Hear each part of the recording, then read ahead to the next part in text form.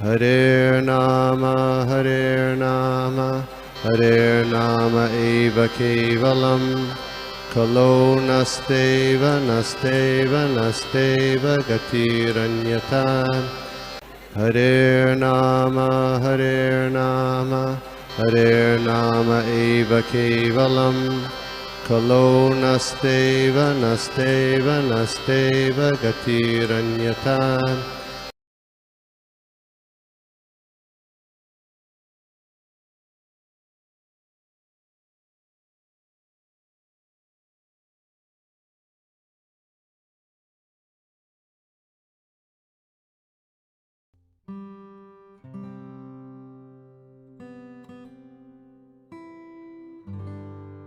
ज्ञानतिमिरन्धस्य ज्ञानाञ्जनशलाकया चक्षुरुन्मिलितं येन तस्मै श्रीगुरवे नमः। नमो विष्णुपादाय कृष्णपृष्ठाय भूतले श्रीमते भक्तिवेदान्त स्वामिनिति नामिने नमस्ते सारस्वती देवे गौरवाणी प्रचारिणे निर्विशेषशून्यवादी शताय वाञ्छाकल्पतरुभ्यश्च कृपा सिन्धुभ्यैव च पतितानां पावनेभ्यो वैष्णवेभ्यो नमः।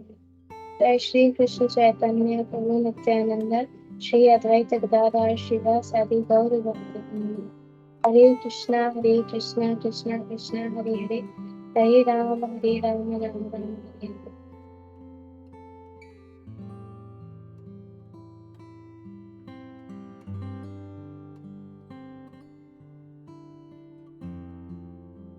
थैंक यू प्रभु जी माता जी के आपने मुझे आपकी सेवा करने का ये मौका दिया एंड आप सबकी प्रेयर्स चाहती हूँ मैं कि मैं आपके टाइम के योग्य कुछ बोल पाऊँ। आप सब में से बहुत सीनियर हैं तो डेफिनेटली मैं योग्य तो नहीं हूँ बोलने की, बट सिंस गोपू मनोहर प्रभु ने मुझे बहुत प्यार से ये मौका दिया है सेवा करने का, तो मैं बहुत ग्रेटफुल फील कर रही हूँ। तो मैं आप सबके ब्लेसिंग्स चाहती हूँ कि मैं आप सबके टाइम के योग्य कुछ बोल पाऊँ। तो हम सेकेंड कैंटो दूसरे स्कंद के छठे अध्याय का पहला श्लोक पढ़ रहे हैं।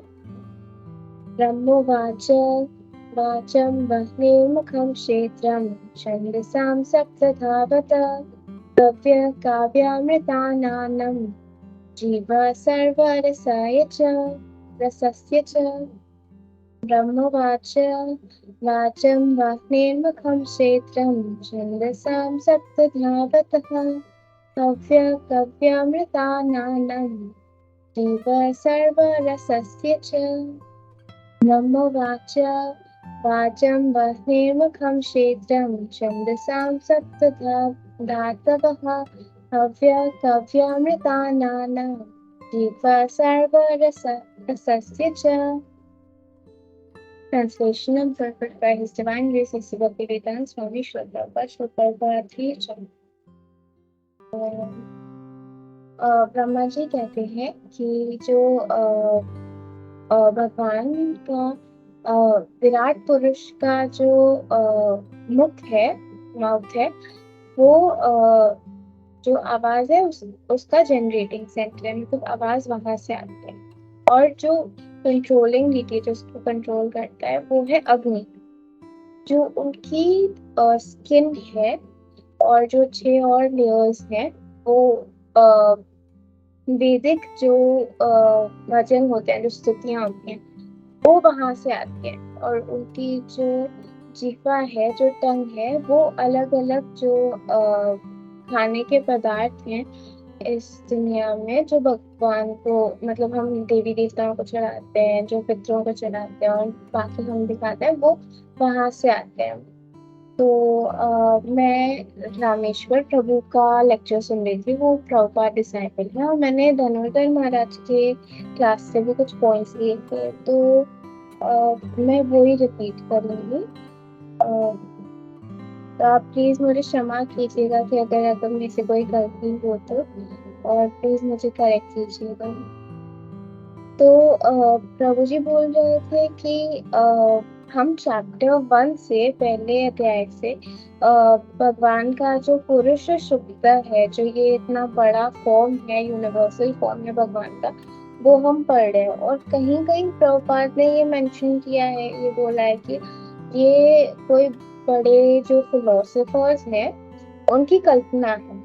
और कहीं कहीं फिर प्रभुपाद ने अपने प्रॉफिट्स में, तात्पर्य में ये लिखा है कि जो लोग भगवान का पर्सनल फॉर्म, जो टू हैंडेड फॉर्म है वो इमेजिन नहीं कर सकते हैं, वो उन लोगों के लिए ये पहला कदम है भगवान को जानने के लिए।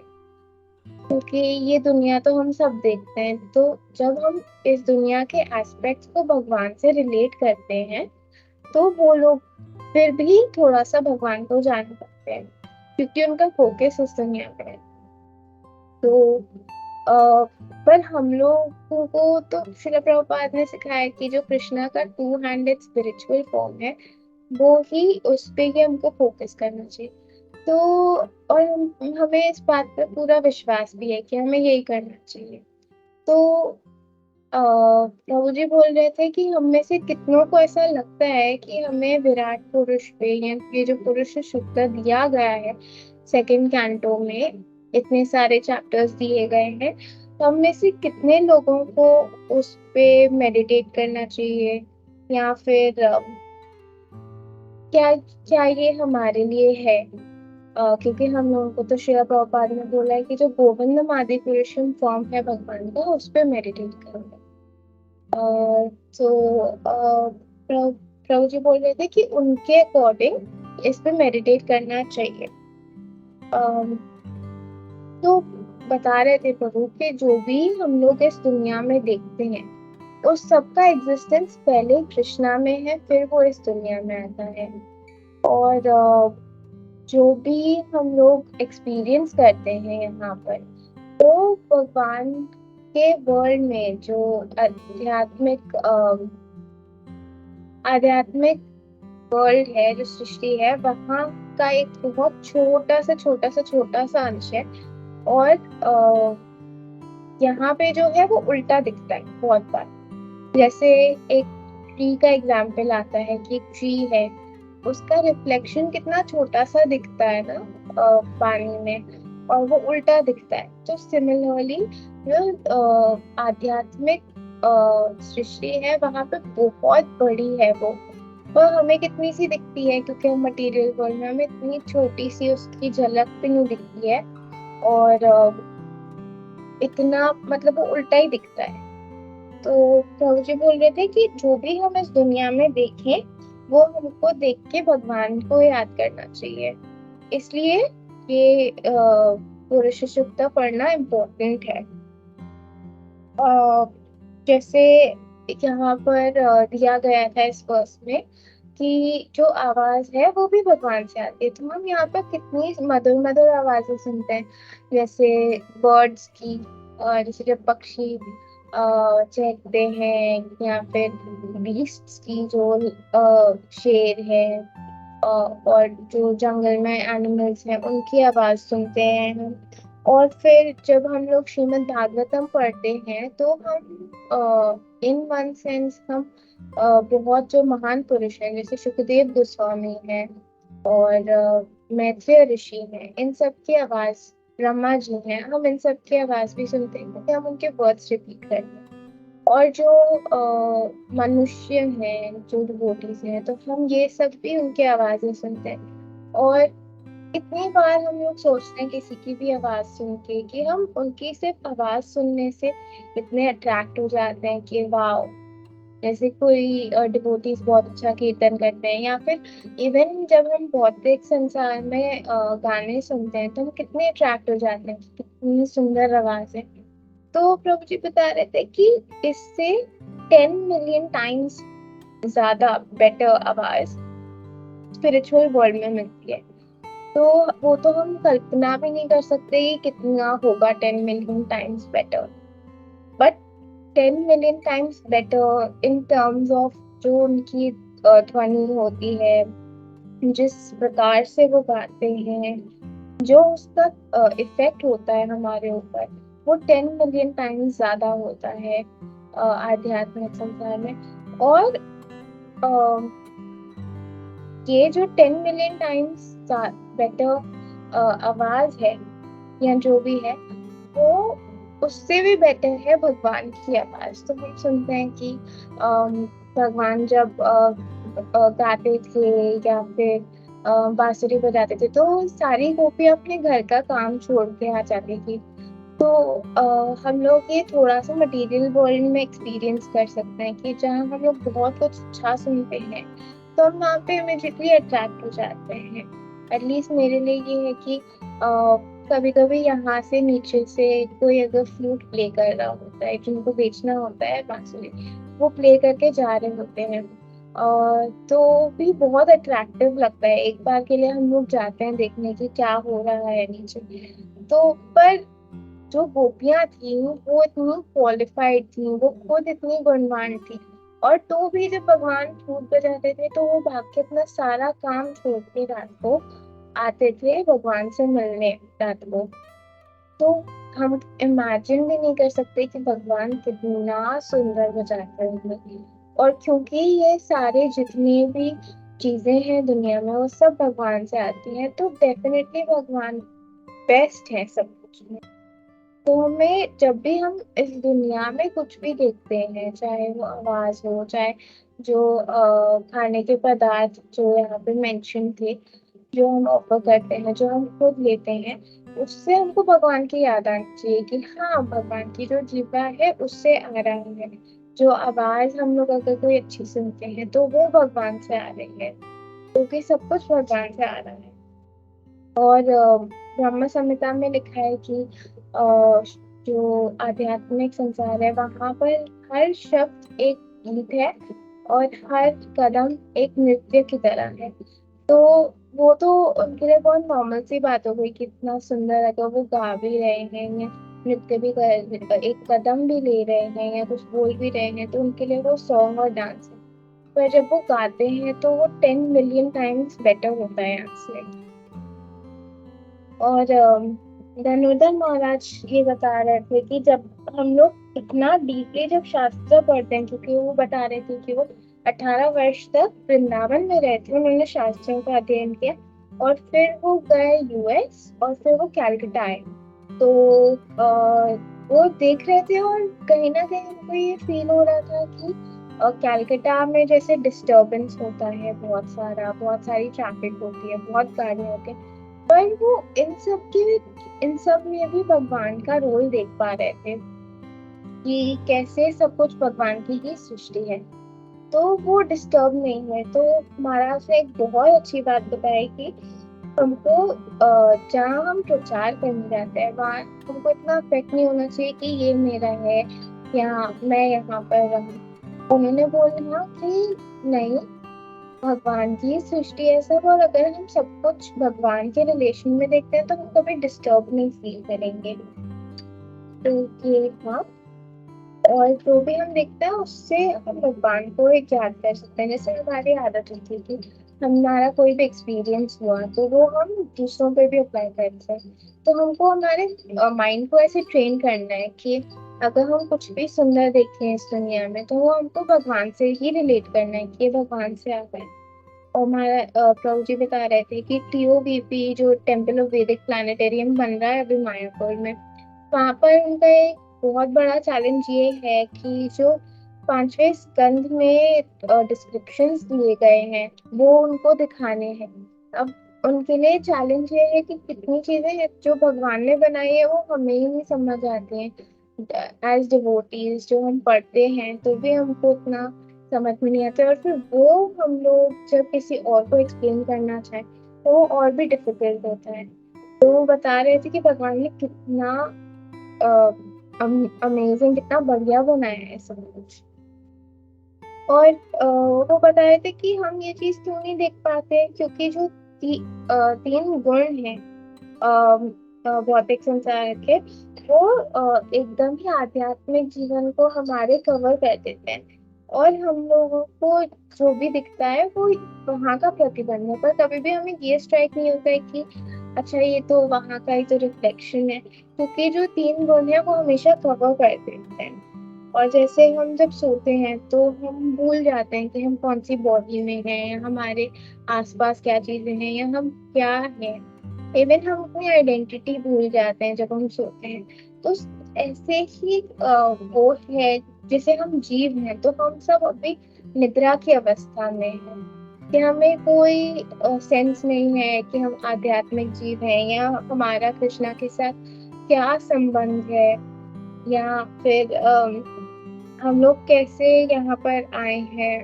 तो हम जब हम इस शरीर में होते हैं तो वैसे ही हमारी आत्मा उस निद्रा के कंडीशन में होती है कि हमको कोई अवेयरनेस ही नहीं होती है, कुछ पता ही नहीं है कि हम कहाँ से आए।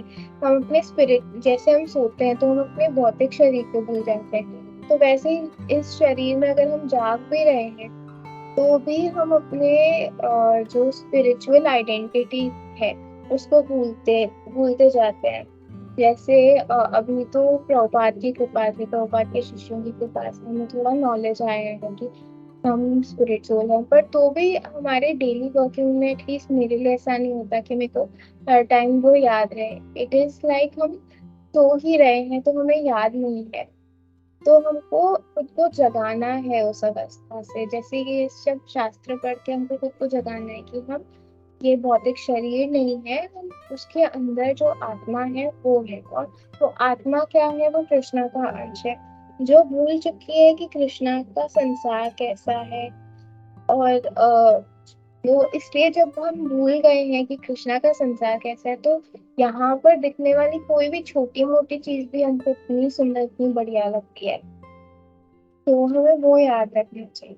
और जब भी हम कोई बच्चे को या कोई स्त्री को या पुरुष को या फिर पैसे को, लक्ष्मी को, किसी क्रिएशन को, जैसे हम स्काई स्क्रेपर्स देखते हैं, ओशंस देखते हैं, समुद्र देखते हैं, गार्डन देखते हैं, तो ये सब देख के हमको यही याद करना चाहिए कि हाँ, हम भूल गए कि भगवान के संसार में ये सब कैसा है, क्योंकि वहां पर ये सब 10 मिलियन टाइम्स ज्यादा बड़ा है। तो आ, हमें वो याद करना चाहिए कि हम वो भूल गए, खुद को याद दिलाना चाहिए। और जो जब भी हम लोग कुछ सुंदर किसी को गाते हुए या कुछ बनाते हुए देखते हैं, तो हम लोगों को यही याद रखना चाहिए कि ये भगवान की जो क्वालिटीज है उसका बहुत ही बहुत ही बहुत ही बहुत ही बहुत ही छोटा अंश है। तो ये फर्स्ट रीजन था कि हम लोगों को पुरुष शुक्त करना क्यों जरूरी है और क्यों ये हमारे लिए अच्छा है। इवन दो हम लोगों को प्रभुपाद ने ये बताया है कि जो भगवान का गोविंदा वाला रूप है, हमें उस पर फोकस करना है, जो श्याम सुंदर रूप। तो अब सेकंड जो कारण प्रभु जी बता रहे थे वो ये है कि हमें खुद को, इवन तात्पर्य में ये मेंशन है कि जब हम खुद को बॉडीली डेजिग्नेशन से फ्री करते हैं, जब हम ये सोचना बंद करते हैं कि मैं स्त्री हूँ, मैं इंडियन हूँ या मैं पुरुष हूँ, मैं यहाँ से आया हूँ, मैं वहाँ इस फैमिली में था, जब हम खुद को इन चीजों से मुक्त करने लगते हैं तब हमारा शुद्धिकरण स्टार्ट होता है। तो हम लोगों को खुद के ये जो अटैचमेंट्स हैं इनको काटना है। पर श्रीला प्रभुपाद बोलते हैं कि अगर आपके अंदर ये सेंस है कि मैं, अभी तक भी अगर आप चैंटिंग करने के बाद कितना हमें ये प्राउड होता है कि मैं स्त्री हूँ, मैं पुरुष हूँ, मैं यहाँ से आया हूँ, मैंने इस फैमिली में जन्म लिया है। तो अगर ये सब हमारे अंदर कंडीशनिंग अभी तक है तो भी श्रीला प्रभुपाद बोलते हैं कि श्री चैतन्य महाप्रभु और पंचतत्व इतने कृपालु हैं कि उन्होंने हमें जो भगवान का नाम है वो दिया है, हरे कृष्णा कृष्णा कृष्णा हरे हरे, हरे राम राम राम हरे हरे। तो उन्होंने ये महामंत्र हमको दिया है कि इससे हम प्यूरिफाई हो सके। तो जब भी हम लोग ये नाम लेते हैं भगवान का, तो जो भी साउंड वाइब्रेशन है जो हम सुन पाते हैं वो भगवान की सारी शक्तियां जो है वो हमारे पास लेकर आता है। मतलब उसमें भगवान की सारी शक्तियां हैं। और भगवान की शक्तियां कितनी है, जैसे हम लोग थोड़ी सुनते हैं कि भगवान ने ये सृष्टि बनाई, ये भगवान की शक्ति है। भगवान ने सिर्फ ये अर्थ नहीं, इतने और प्लैनेट्स बनाए हैं, कितना कुछ बनाया भगवान ने। और जो हम ये मटेरियल वर्ल्ड में देखते हैं वो तो कुछ भी नहीं है भगवान की क्रिएशन के सामने। तो भगवान का जो पवित्र नाम है वो भगवान की सारी शक्तियों से बना हुआ है, भगवान की सारी शक्तियां उसमें है। और जब हम भगवान का नाम लेते हैं तो एक एक जो हम सिलेबल बोलते हैं वो भगवान, वो इन शक्तियों से अभिन्न है। तो और ये श्री चैतन्य महाप्रभु और पंचतत्व लेकर आए और श्रील प्रभुपाद ने हमको दिया, और हमारे गुरु महाराज ने हमको दिया। तो हमको बहुत ग्रेटफुल फील करना चाहिए। तो ये जो अभी हमने सुना कि जो भगवान का पवित्र नाम है उसमें भगवान की सारी शक्तियां हैं, वो भगवान की शक्तियों से अभिन्न है। तो ऐसे कैसे हो सकता है कि हम चैंटिंग करें अच्छे से और हमारे ये जो बॉडीली डेजिग्नेशंस है, जो हमारी कंडीशनिंग है, वो नहीं टूटे? ऐसे कैसे हो सकता है? क्योंकि जो भगवान का पवित्र नाम है वो सूर्य के समान है, और ये जो हमारी कंडीशनिंग है, जो माया है, वो अंधकार है। तो जब सूर्य आता है तो माया के रहने का चांस ही नहीं है कि अंधेरा रहे जब सूर्य हो, तो ऐसा तो चांस ही नहीं है। तो जैसे हम भगवान का नाम गुरु और कृष्णा की कृपा से, वैष्णवों की कृपा से अच्छे से लेने लगते हैं, तब हम लोग माया से बच जाते हैं। और रूप गोस्वामी बोलते हैं कि मुझे मिलियंस, मतलब इतनी सारे हजारों करोड़ों जीवा चाहिए और कान चाहिए कि मैं कृष्णा का पवित्र नाम ले सकूं और सुन सकूं। क्योंकि कृष्णा का नाम अमृत जैसा है, कृष्णा का नाम कृष्णा ही है। तो जितनी भी कृष्णा की मधुरता है, हम वो वैष्णव सॉन्ग है कृष्णा का मधुरम वाला, तो हम जब वो सुनते हैं तो हम कितना सोचते हैं कि भगवान कितने मधुर है। और इसी प्रकार भगवान का जो पवित्र नाम है वो भी बहुत मधुर है, पर हमको उसको एक्सपीरियंस करना जरूरी है। और हम एक्सपीरियंस जब करेंगे तभी रूप गोस्वामी की तरह हमें ये डिजायर आ पाएगी कि हमें भी करोड़ों जीवा और प्राण चाहिए कि हम भगवान के पवित्र नाम सुन सकें और बोल सकें, क्योंकि तब हम वो अमृत को टेस्ट करेंगे। और जितने भी हमारे अभी प्रभुपाद ने हमको इतना सुंदर मूवमेंट दिया है, इतना सुंदर प्रोसेस दिया है कि जितने भी हमारे डिजायर्स हैं, प्रोपेंसिटीज हैं, जो हम भक्ति में आने से पहले करते थे वो हम भक्ति में आने के बाद भी करते हैं। बट जस्ट कि हम लोग उसको भगवान से रिलेट करते थे। जैसे हम पहले अगर हम गाने सुनते थे, तो अभी मतलब यहाँ कृष्णा कॉन्शियसनेस में आने के बाद हम कीर्तन सुनते हैं और भजन सुनते हैं और वो और ज्यादा सुंदर लगने लगते हैं। तो हम लोगों को ऐसा नहीं है कि कोई भी अटैचमेंट को काटना है, हमको बस उसको ट्रांसफॉर्म करना है, क्योंकि ओरिजिनली तो सिर्फ कृष्णा से ही आ रहा है। ये तो इस मटेरियल वर्ल्ड में हमने आके खुद को सेंटर बना दिया, किसी और को सेंटर बना दिया अपनी दुनिया का।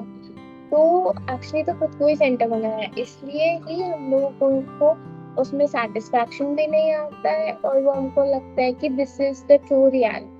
तो हमको बस रिफ्लेक्ट करना है कि नहीं, ये भगवान के शक्ति का रिफ्लेक्शन है और भगवान इसके रियल सेंटर है। क्योंकि यहाँ जो भी है ऐसा नहीं है कि वो फॉल्स है, वो एक प्रतिबंध है भगवान के सृष्टि का। तो हमको सिर्फ यहाँ पे जो भी हम देखते हैं उससे हमको भगवान को याद करना है। और जब हम लोग साधना भक्ति करते हैं, जब हम कीर्तन सुनते हैं, भजन सुनते हैं, तो ये हमें मुक्त करते हैं, ना कि हमें बांध के रखते हैं। जैसे जब हम और कुछ अगर सुनेंगे, कोई वाणी और सुनेंगे, तो हम बनते जाएंगे इस भौतिक संसार से।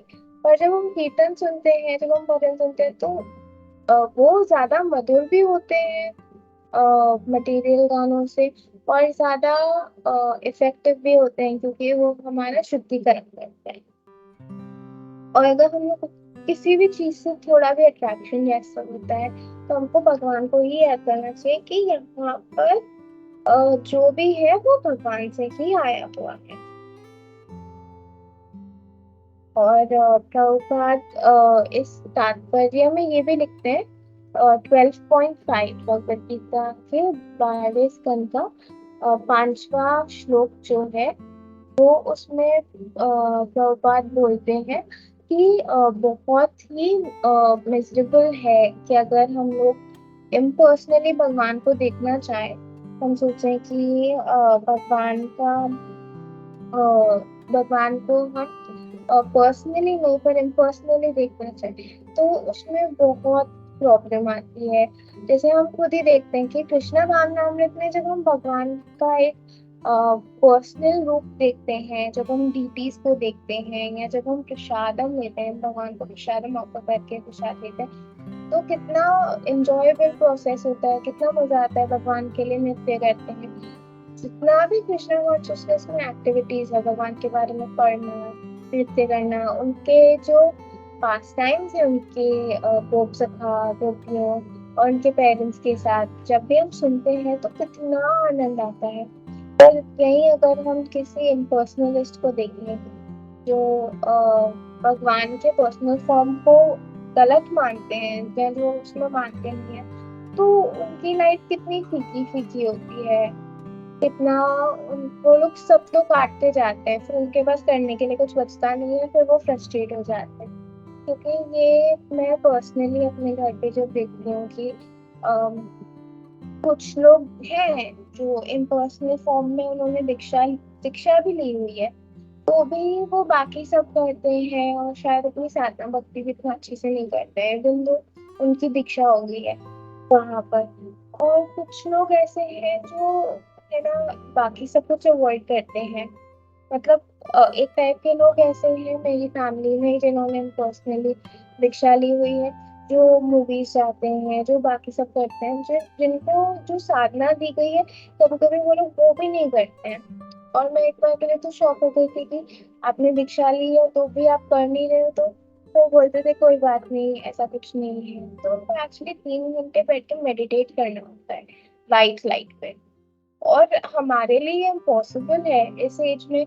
हमारा ध्यान ही इतना नहीं है कि हम लोग आंखें बंद करके एकदम ध्यान और समाधि में जाएं। पर उनमें से कुछ लोग 2-3 घंटे ये चीज करते हैं, उनको पता नहीं क्या दिखता है, बोलते हैं ऐसा करते करते हमको ज्योति दिखने लगेगी। और फिर दूसरे टाइप के लोग हैं जो ये सब छोड़ देते हैं साधना, इवन दो दीक्षा ली हुई है, बाकी सब कुछ करते हैं, एक्सटर्नली इन्वॉल्व होते हैं सिर्फ। और फिर एक टाइप के इम्पर्सनलिस्ट मैंने ये देखे हैं मेरी फैमिली में, जो ये सब तो त्याग चुके हैं, मूवीज नहीं देखते, पार्टी नहीं करते, इवन प्रसादम वो लोग प्रॉपर नहीं लेते हैं, अपने सारे नीड्स को एक वो एक तो बहुत कठोर दिल हो जाता है उनका, क्योंकि कोई स्वीटनेस नहीं टेस्ट करते वो लोग, तो वो लोग उनका बिहेवियर भी वैसा होने लग जाता है। सिर्फ एक्सटर्नली उनका अच्छा बिहेवियर होता है, अंदर से घर पे उनका बिहेवियर इतना अच्छा नहीं होता है बहुत बार। तो इससे हमको ये समझ में आता है क्योंकि उनके लाइफ में वो स्वीटनेस ही नहीं है कृष्णा की, इसलिए ऐसा है।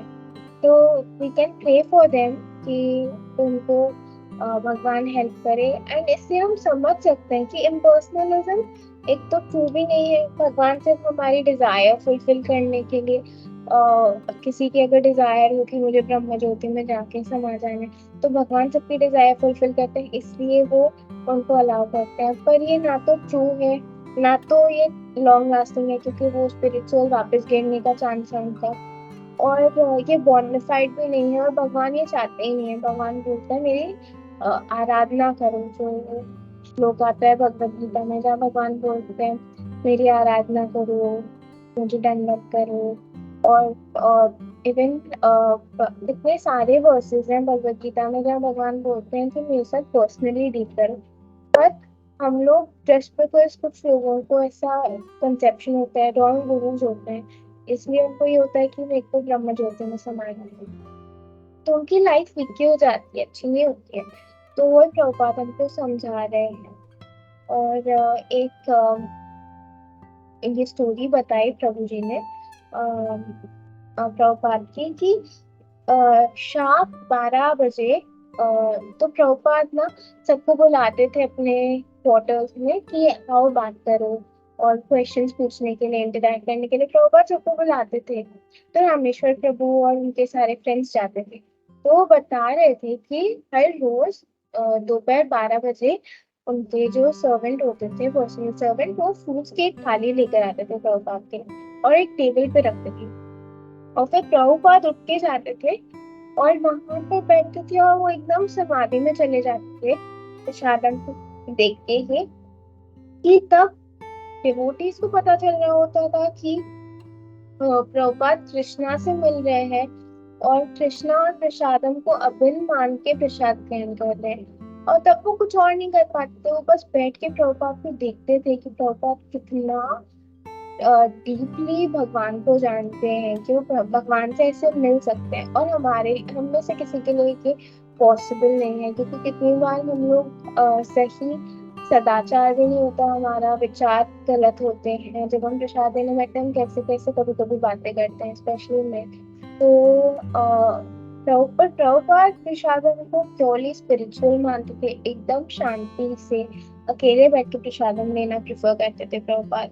और तब जो उनके सारे डिसाइपल्स ये देखते थे कि प्रभुपाद कृष्णा से मिलके प्रसादम ले रहे हैं एकदम समाधि में, तो वो उठ के चुपचाप साइड से निकल जाते थे, लोग के बाहर चले जाते थे। तो उनको फील होता था लिटरली कि भगवान से मिल रहे हैं प्रभुपाद। तो थोड़ा सा ये जो पुरुष शुक्ता है, इसको रिलेट कर सकते हैं श्रील प्रभुपाद की कथाओं से, कि प्रभुपाद कैसे हर चीज में भगवान को देखते थे। जैसे हमने बहुत बार प्रभुपाद लीलामृत में भी ऐसे एक्सप्रेशन आते हैं कि प्रभुपाद पैसिफिक ओशन को देखते थे तो वो बोलते थे दिस इज कृष्णाज एनर्जी। और इवन एक बार प्रभुपाद बीच पे थे तो प्रभुपाद ने बोला था all glories to Pacific Ocean, मतलब पैसिफिक ओशन की जय, क्योंकि उनको ओशन से भगवान की याद आती थी। तो प्रभुपाद इस चीज को जीते थे, जो भी भागवतम में लिखा है इस चीज को जीते थे। और प्रभुपाद का एक और कोट है कि याद करना मतलब लिखना याद करना, remembering means remembering to write it down. तो प्रभु जी बोल रहे थे कि जो पहले के चैप्टर्स हैं उसमें एक ये पॉइंट आया था कि जितनी भी ह्यूमैनिटी है, जितने भी मनुष्य है, वो पुरुष शुक्र के रेजिडेंस है, मतलब भगवान ह्यूमैनिटी में रहते हैं मनुष्यों के उसमें। तो इसलिए क्योंकि हम लोग भगवान हमारे उसमें रहते हैं, या हम लोग भगवान की बॉडी का एक पार्ट है, तो हमको यूनिटी के साथ चलना चाहिए। और ये तीसरा रीजन है जो प्रभु बोल रहे थे कि हमको भगवान का ये जो पुरुष शुक्र वाला अवतार है इसको डीपली स्टडी करना चाहिए, क्योंकि हमको ये समझना है कि हम भगवान के शरीर के छोटे छोटे अंश हैं। और हम लोग जब लड़ते हैं या अपनी ड्यूटी नहीं करते हैं, या जब कलयुग के प्रभाव में आके एक दूसरे के साथ कोऑपरेट नहीं करते हैं, तो उसमें भगवान को प्रॉब्लम होती है, मतलब भगवान को अच्छा नहीं लगता कि उनके बच्चे इतना लड़ रहे हैं। तो हमको ये समझना है कि हम भगवान के छोटे छोटे अंश हैं। और अगर हमारी बॉडी का कोई अंश हमारे साथ कोऑपरेट नहीं करे, जैसे अगर हमको थोड़ा सा ही कहीं दर्द होने लग जाता है तो हमको कैसे लगता है ना कि क्या है, कोऑपरेट नहीं कर रहा है, या हमारे अगर ऑर्गन्स में कोई प्रॉब्लम हो। तो सिमिलरली हमको ये समझना है कि हम भगवान के छोटे छोटे अंश हैं और हमको भगवान के साथ कोऑपरेट करना। और प्रभु जी ये बता रहे थे कि एक बार उन्होंने श्रीला प्रभुपाद को पूछा कि प्रभुपाद क्या इस्कॉन के फ्यूचर में ऐसा होगा कि एक ही, जैसे आप भागवतम में लिखा आता है कि एक यूनाइटेड किंगडम होगा जहाँ सब अच्छे से रहेंगे और भगवान की सेवा करेंगे, तो क्या इस्कॉन के फ्यूचर में ऐसा होगा अगले 10,000 साल में जो गोल्डन पीरियड आता है श्री चैतन्य महाप्रभु की कृपा से? तो प्रभुपाद ने बोला हाँ ऐसा होगा। और हमने कभी इतना डीपली सोचा नहीं कि ऐसा होगा, या हमने उसको इस कॉन्टेक्स्ट में नहीं सोचा, क्योंकि अभी फिलहाल ये प्रभु बोल रहे थे, बार बार ये रिपीट कर रहे थे कि अभी फिलहाल ये हमारी ड्यूटी नहीं है, पर कुछ 500 साल बाद ऐसा होगा इस्कॉन के फ्यूचर में, जहाँ क्षत्रिय डिवोटीज कम्युनिटी को लीड करेंगे, इस दुनिया को लीड करेंगे। और जो ब्राह्मण होंगे वो उनको गाइड करेंगे। और कैसे आएगा ये, क्या ये जो परिवर्तन है वो किसी रेवोल्यूशन के थ्रू आएगा? जैसे रशियन रेवोल्यूशन में हम देखते हैं कि कुछ एक ग्रुप था लोगों का जिनको सुधार चाहिए था सोसाइटी में, तो उन्होंने बहुत ही तीव्रता के साथ, निष्ठा के साथ रिवोल्ट किया, ये समझाया दुनिया को कि ये चाहिए चाहिए। फिर प्रभुपाद बोलते हैं उसके बाद भी किसी को कुछ सुख नहीं मिला। तो रियल रेवोल्यूशन क्या है, रियल परिवर्तन क्या है? वो ये है कि हम सब कृष्ण भावनामृत हो, उससे ही हम लोग सुखी हो सकते हैं, उससे ही पूरी दुनिया सुखी हो सकती है। तो प्रभुपाद ये बता रहे थे कि नहीं, किसी ऐसे ग्रुप ऑफ डिवोटीज को जाके लड़ाई करने की जरूरत नहीं पड़ेगी। जब हम टीचिंग करते हैं, प्रचार करते हैं, बुक डिस्ट्रीब्यूशन करते हैं, हरि नाम संकीर्तन करते हैं, तो उसकी वाइब्रेशंस के थ्रू ही सबका हृदय परिवर्तित हो जाता है। जितने नए लोग आते हैं इस दुनिया में, वो हृदय परिवर्तित ही होता है जब वो इस दुनिया में आते हैं। और फिर ऐसा करते करते कुछ 100 साल, 200 साल, 500 साल बाद, ऐसा प्रभु ऐसा बोल रहे थे कि ऐसा टाइम आएगा जब वहाँ पे दुनिया बोलेगी कि हमको कृष्ण भावनामृत गवर्नमेंट चाहिए। उससे फिर डिवोटी लीडर्स होंगे और उनको गाइड करने वाले डिवोटी ब्राह्मण होंगे। पर प्रभु बोल रहे थे फिलहाल ये हमारा ड्यूटी नहीं है, बट ऐसा होगा फ्यूचर में। और हो सकता है हम में से कुछ लोग वापस जन्म ले ऐसे टाइम पे रहने के लिए। बट हमारा रियल गोल तो ये है कि हमको वापस कृष्णा के पास जाना है। तो मैं यहाँ पर अपनी वाणी को विराम देती हूँ। थैंक यू सो मच आप सबके टाइम के लिए। एंड प्लीज मुझे मेरी त्रुटियों के लिए क्षमा कर दीजिए। हरे कृष्णा, धन्यवाद प्रणाम।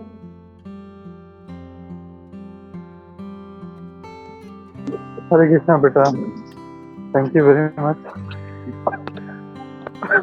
वेरी नाइसली और कॉन्फिडेंटली तुमने आज का टॉपिक प्रेजेंट किया।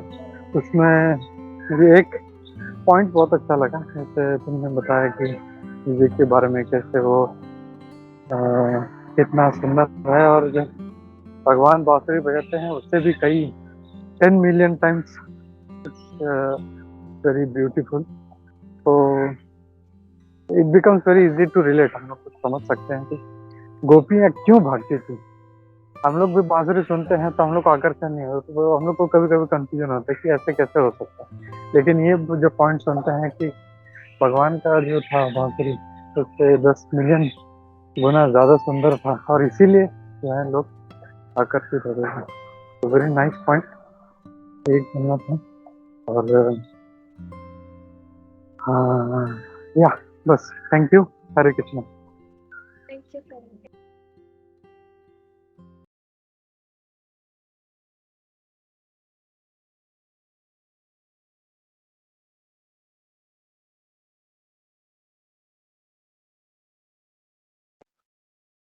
या क्विकली किसी का कोई कमेंट्स है, कोई पॉइंट्स हो तो लेते हैं। हरे कृष्णा।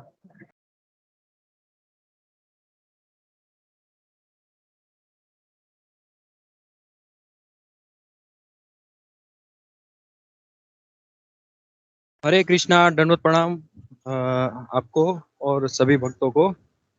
साधु साधु साधुवाद। माता जी, आपने बहुत सुंदर तरह से ये समझाया माता जी। स्टार्ट से ही आपने माता जी इतना अच्छा बताया कि जैसे ये भगवान का जो विराट स्वरूप है और जो भगवान के जो एनर्जीज हैं उसके बारे में आपने इतना समझाया, अच्छे से समझाया माता जी। और भगवान का जो ये पहले आपने जो ये 3 पॉइंट समझाए माता जी, वो बहुत है।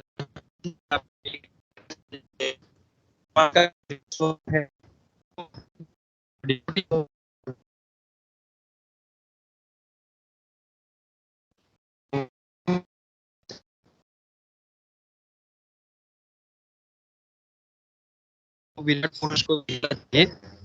और आपने वो महाराज जी का भी बहुत अच्छा ये प्रसंग बताया कि ऐसा बता रहे थे कि उन्होंने इतने 18 साल वृंदावन में रह के फिर वो अमेरिका गए, और फिर जब भी कलकत्ता आए और वहाँ पे उन्होंने डिस्टरबेंस देखा, तो वहाँ पे भी उन्होंने भगवान का ही वो फॉर्म को देखा।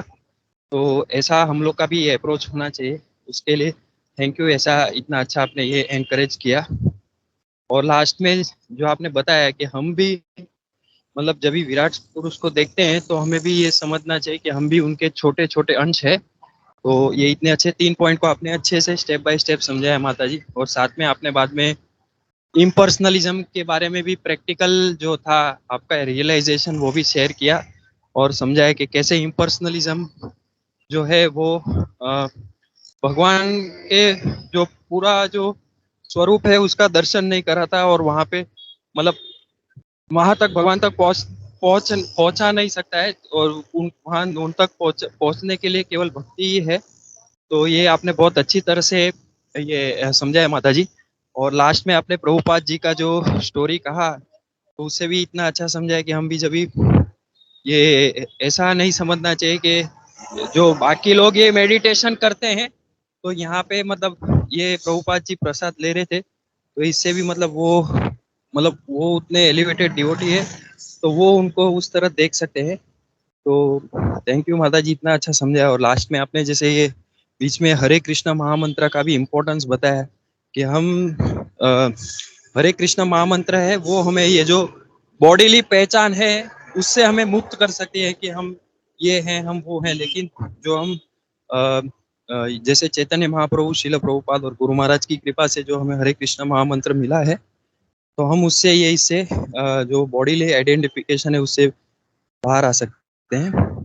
थैंक यू माता जी, आपने बहुत अच्छे से ये पूरा सेशन था और वो एग्जाम्पल के साथ आपने सब समझाया। हरे कृष्णा, साधु साधु साधुवाद, दंडवत प्रणाम आपको और सभी भक्तों को। हरे कृष्णा गुरु भक्ति, बहुत सुंदर क्लास था। जैसे प्रभु जी ने और जीपाल प्रभु जी ने कहा, सब पॉइंट्स बहुत अच्छे थे।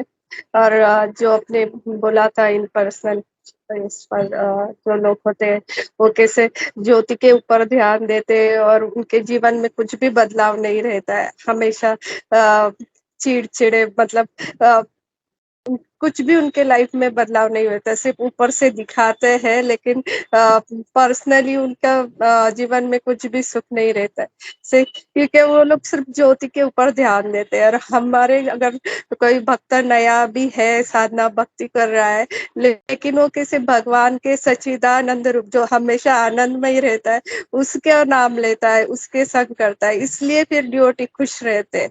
वो पॉइंट मुझे मिला था। हरे कृष्णा।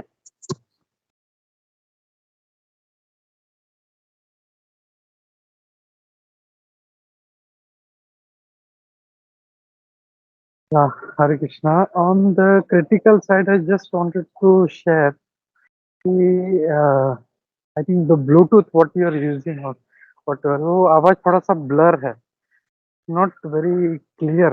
तो मैं आज बहुत struggle कर रहा था सुनने के लिए, तो just thought I will listen others also. तो जैसे जी पंतु का आवाज क्लियर है, मंजेश्वरी का आवाज क्लियर है, तो your was not clear, मतलब बहुत ही स्ट्रेन करना पड़ रहा था सुनने के लिए।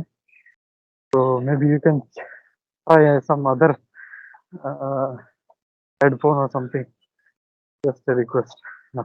Yes, Prabhu, I am so sorry कि आपको अ, दिक्कत हुआ। इससे मैं प्रभु चेक करती हूँ कि साउंड में क्या प्रॉब्लम है। मैं हाँ, चेक करती हूँ प्रभु, सो सॉरी अबाउट दैट। नहीं नहीं नहीं, सॉरी नहीं। मैं आई थॉट कि मतलब शायद मेरे इस एंड पे कुछ प्रॉब्लम है, बट लेकिन अब जब सुना व्यू पॉइंट ऑफ व्यू तो जस्ट रियलाइज दैट कि maybe the Bluetooth what you are using is not appropriate, मतलब इतना क्लैरिटी नहीं देता वो। No, actually, I'm not using Bluetooth or earphones or anything. I'm using connected to laptop only, but maybe because of the fan. I'll check Prabhu. I'm so sorry. May be that laptop is आवाज नहीं पकड़ पा रहा है तुम्हारा, इसके लिए may be हो सकता है। यू कैन कनेक्ट हेडफोन और something and can speak and you come to me. Thank you. I'll Thank you. That's just a material part, but spiritually, you see, your class was very wonderful with so many, इतना सारा points महाराज का, शिल प्रभुपाद जी का, it was really amazing. मतलब जैसा हमें कि at your age to uh, to to give so much of such a nice presentation is really amazing. So thank you for that. Hare Krishna.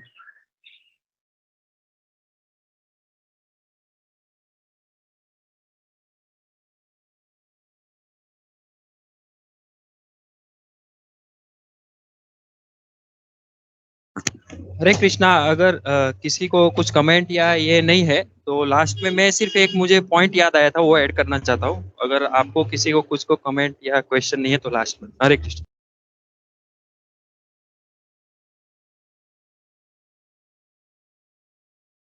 हरे कृष्णा। ये मेरा एक रियलाइजेशन शेयर करना चाहता हूँ। जैसे आपने इम्पर्सनलिज्म के बारे में बताए थे, तो हम लोग मैं जब भी ये अभी रिसेंटली मायापुर से रिटर्न आ रहा था, तो ट्रेन में मैं जब भी वहाँ पे था तो एक यंग था, मुझसे भी छोटा, वो मतलब 10 साल से ब्रह्म कुमारी में जाते हैं और वो साथ में ही था। हम लोग मतलब ये बम्बई आ रहे थे तो ट्रेन में साथ में ही थे।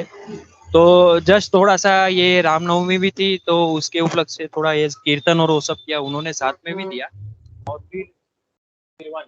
और फिर उन्होंने मतलब इससे बात एक छिड़ गई, तो उसमें से हम लोग ने जैसे श्रीमद् भागवतम में जब भी ये हमें ब्रह्म ज्योति के बारे में हमें पता चला कि कैसे भगवान से ब्रह्म ज्योति आती है और ब्रह्म ज्योति से सूर्य और सूर्य से हमें ये प्रकाश मिलता है।